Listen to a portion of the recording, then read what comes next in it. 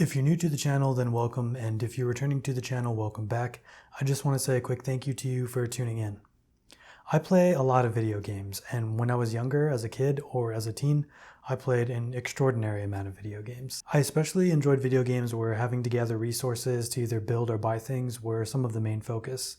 And if that game had a player-driven economy, it made it all the more exciting for me. My mentality was always to try to gather as many resources or gather as much money as I could early on in the game without buying anything or using any of these resources.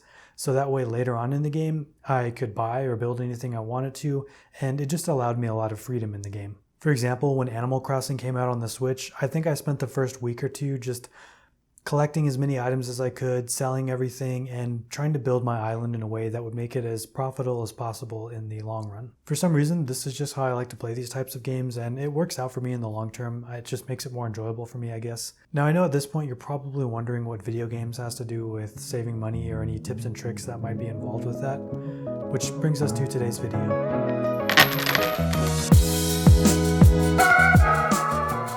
The best trick for me over the years in regards to saving money has been to think of my bank accounts and my money as if I were playing a video game. I know, it sounds kind of silly, but the truth is it's worked for me over the years. And it's the exact strategy that I've used to pay for my college and graduate debt-free, build up 12 months worth of expenses for my emergency fund, and now putting me into a position to where I'll be able to put a 20% down payment on a brand new house. So how did I come to this personal revelation of mine? Well, like I mentioned before, I played an extraordinary amount of video games in my youth, and especially in my late teens, the video game that I played a lot was World of Warcraft. And I remember logging in one time and checking how much I was making by selling items in game, and also simultaneously logging into my online bank account just to check and see what my balance was. I remember sitting there and looking and realizing that I had a lot of gold in my World of Warcraft game, but when I looked at my bank account, I didn't have very much money. And as simple as the thought as it was, something struck me. If I had treated my actual real-life bank account how I was treating earning gold and selling items in my video game, I would have a lot more money in real life. And as simple and maybe as obvious as an idea like that sounds, it was really something that struck me in that moment and changed my entire mentality about how I was treating my money. All my years of playing video games where I was gathering resources or trying to get some new high score could have been the real life equivalent of me adding money to my bank account. And looking at my bank account, watching the numbers rise could have been the equivalent of getting a new high score. In fact, every dollar that I would save could be looked at as a new high score.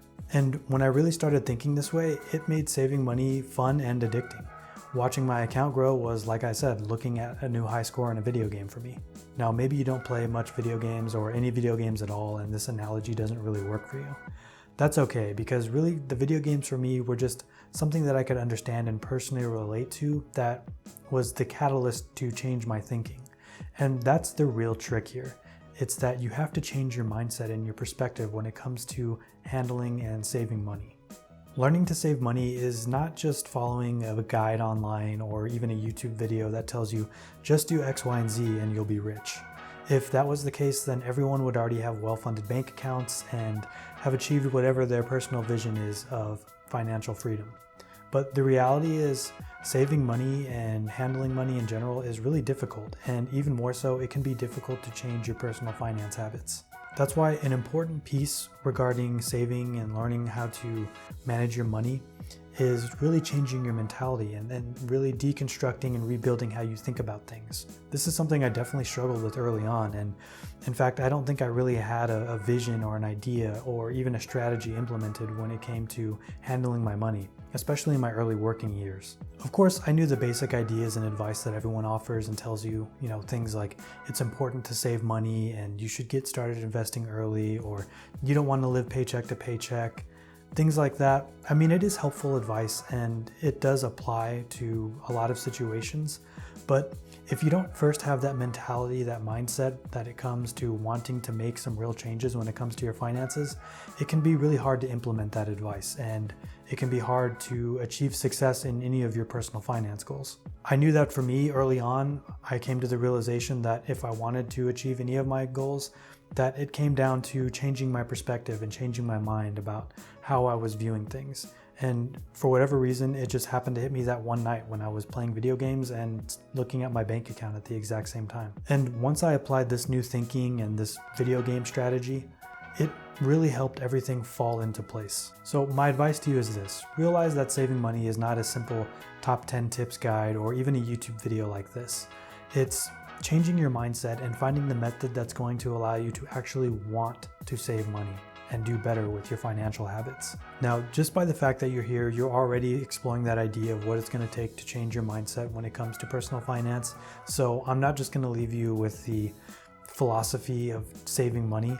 I do want to give you 3 practical tips as well, which are all strategies that I've used to help me save money from a practical standpoint and not just the mental aspect.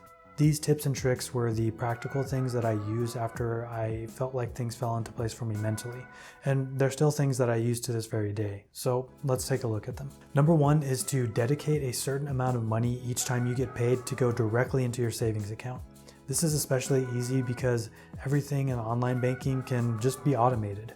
You never have to worry about a bunch of money going into your checking account and feeling tempted to spend it or feeling like you can't spend it because it's easily accessible.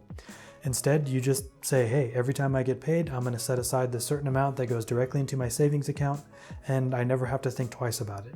You're really just paying yourself at the end of the day. Now, in a previous video, we've talked about the 50-30-20 rule.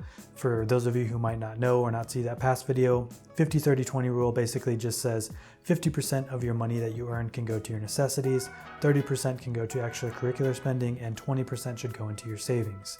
Now, like I said in the last video, 20% should really be the minimum, but if you can afford to do more, definitely do more. When it comes to saving, the more the merrier.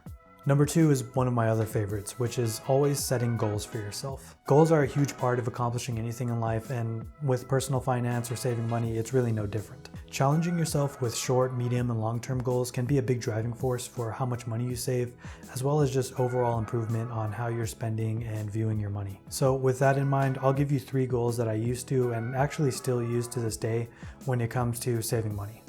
My first goal would be to not eat out and only buy groceries for a set amount of time. You can start really small, maybe just a week, and then graduate to 2 weeks and eventually a month. This is something that's been really effective for me because I know that eating out is something that I used to and probably still spend a little bit too much money on. So this is always a good challenge for me.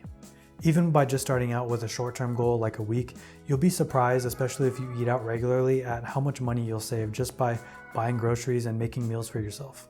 The second goal that I like to sometimes set for myself is seeing how many days I can go with spending no money at all. Back when I used to drive to go to work, I think my best was maybe 5 days, but now that everyone's working from home and we should be, quarantining or staying inside as much as possible, I think I want to try out this goal again and see if I can reach a week or even longer. Maybe that'll be another video topic where I actually do one of these challenges and can see how long I can go without spending any money. Now, my third goal is probably my favorite goal, which is setting a goal for how much money I can save in an entire year. Now, this is a really good one because I can actually break that down into medium and short-term goals that will tell me how much I need to save each month to reach my year goal or how much money I need to save per week to reach my year goal. This really just makes saving easier and more fun for me. Because it gives me those short and medium-term goals, I can adjust my spending and find areas where I can be flexible and manipulate the numbers so that way I can achieve my year-long goal. These are just the 3 goals that I like to use for myself personally, but obviously there are a lot that you can come up with and set for yourself. And I highly encourage you to do this because it really just helps you stay motivated and keeps you focused on achieving your personal finance goals. Now, my final and third tip or trick is to set limits on your accounts for which your balance cannot fall below a certain amount. This was kind of a weird little game that I played with my bank accounts where for every $1,000 that I saved, I gave myself a rule that I couldn't fall below that $1,000 amount in $1,000 increments. So for example, if I got paid and my bank account had a total of $1,500 in it, then I would give myself the rule that that account balance could never fall below $1,000. And eventually, when I earned and saved up $2,000, I could never let my bank account fall below that amount. And I just kept repeating this process over and over and over again. Now, you don't have to go by thousands, you can go by hundreds or tens, or even if your bank account moves by tens of thousands of dollars each month, you can use that strategy too. Doing this really helped me in the beginning to cut back on non-essential spending, because every time I got close to that next $1,000 threshold, it was like a new accomplishment. It was like I entered a new bracket of wealth or something like that. For me, this was a big motivator because I always wanted to reach a new threshold and stay above it. So there you have it, my 4 tips and tricks when it comes to saving money.